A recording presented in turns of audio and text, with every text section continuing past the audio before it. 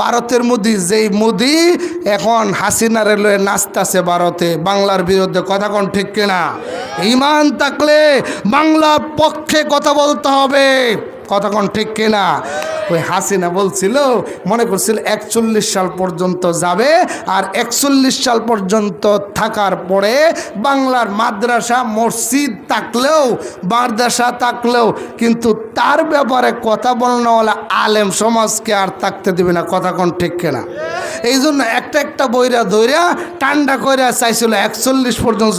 আমার আল্লাহ বলে রাখ, 2024 সাল আসুক, আগস্টের 5 তারিখ আসুক, তুই রান্না বাড়া করবে, আমি তোর রান্না বাড়া খাইতে দিব না। তুই টাকাগুলো ব্যাংক থেকে উঠাইয়া জমা করবে, সেই টাকাগুলো বাংলার জমিনে বুক করে খেতে পারবে না, রান্না খাওয়াও তোরে দিব না। আমি তোকে এমনভাবে বেইজ্জতের সাথে বাংলার জমিন থেকে বের করব, এমনভাবে তোকে বেইজ্জতের সাথে অপমানের সাথে বিতাড়িত করব, তোর জিন্দিগিতে আর বাংলার জমিনে আসতে পারবে না। কথা কোন ঠিক কিনা?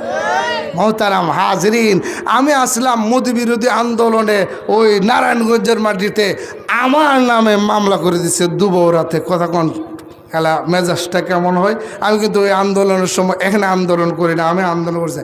আমার নামে একদিন ফোন করে এই সরকার যাওয়ার আগে, আমার বলে নাম কাটাইতে হইলে 2500 টাকা লাগবো। আমি কই নাম কাটাবো না, আল্লাহ তখন নাম কাটায় দেবো। কথা কোন ঠিক কিনা? আমি ওখান থেকে বলছি, তো আল্লাহ কাটায় দিছে। তো বলছিলাম ক্ষমতার মালিককে, সবার চাইতে ধনীকে আল্লাহ। মোহতারাম হাজরিন, আমি আপনাদেরকে আর একটা মেসেজ দিতে চাই। এই যে আমার নবী যখন লা ইলাহা ইল্লাল্লাহ তুফলিহুন দাওয়াত দেওয়া শুরু করলেন, নবীজির দাওয়াতে আবু বকর আসলো, নবীজির দাওয়াতে ওমর আসলো, নবীজির দাওয়াতে আলী আসলো, নবীজির দাওয়াতে ওসমান আসলো, নবীজির দাওয়াতে তলহা আসলো। এইভাবে যখন একজন দুইজন হতে হতে 40-41 জন হয়ে গেল, একটা জামাত হয়ে গেল নবীজির। এরপরে যখন যুদ্ধ হলো, যুদ্ধতে বিজয়ী হইলেন, এরপরে আনসার মক্কা থাকতে পারলেন না, আনসার সাহাবীরা আগমনের বার্তা দিলেন, নবীজি মদিনায় আসলেন। মদিনার সাহাবীরা আমার নবীকে একটা বার্তা দিয়েছিলেন, সেই বার্তাটা আমি আপনাদেরকে শোনাবো। সেই বার্তাটা কি?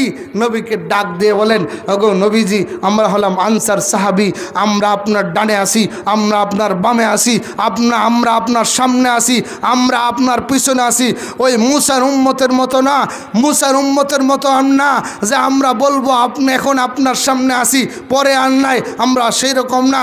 আমরা যদি মরতে হয় আপনার সামনে থেকে আপনার জন্যই মরব, যদি লড়তে হয় আপনার পিছনে থেকে আপনার জন্যই লড়ব, যদি শহীদ হতে হয় আপনার সামনে থেকে আপনার জন্যই, আল্লাহর জন্যই শহীদ হব, জীবন দিয়ে দিব, আপনাকে ছেড়ে এক কদম পিছপা হব না। কথা কোন ঠিক কিনা? তাদের এই ঘোষণা ছিল। কিন্তু আমরা ওয়ালিদের জন্য সূরা ইখলাস পড়ি, সূরা পড়ে দোয়া করি, কোরআনের খতম পড়ে দোয়া করি, ফজরের পরে দোয়া করি, জোহরের পরে দোয়া করি, আসরের পরে দোয়া করি, তাহাজ্জুদ দোয়া করি ওয়ালিদের জন্য। ওয়ালিদেরকে আমরা সম্মান করি, ওয়ালিদের হাতে চুমা খাই, 100 বার সম্মান ইজ্জত দেই।